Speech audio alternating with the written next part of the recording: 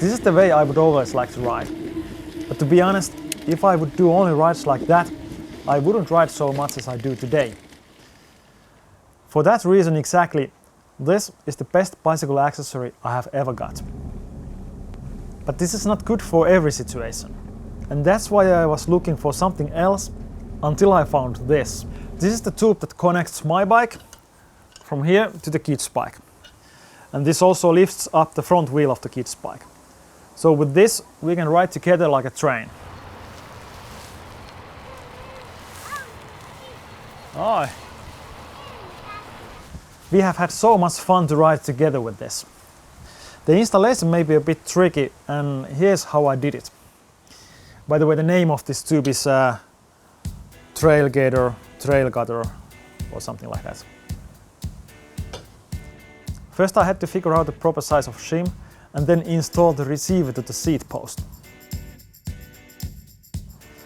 The bolts need to be tight, and the seat post clamp needs to be also really tight, so that the tube does not rotate the seat post. There's quite a lot of torque coming from the kid's bike due to the length of the tube. Then I attach the mount to the kid's bike. There are several ways you can mount the hooks, and this is how it fit to our bike.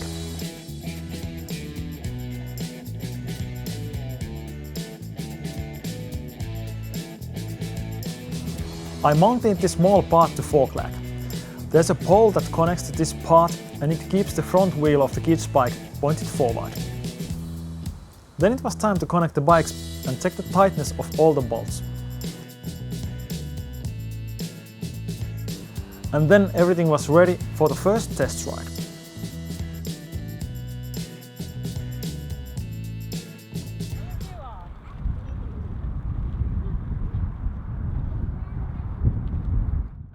We faced one problem.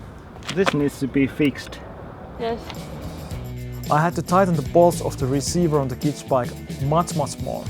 This receiver will damage the paint of the bike, but you want to make sure that the bolts are really tight.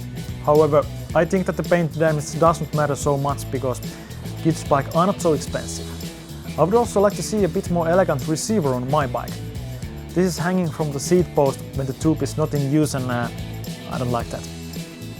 But all in all, more riding is always better, and we have had so much fun riding together, so this is all worth it.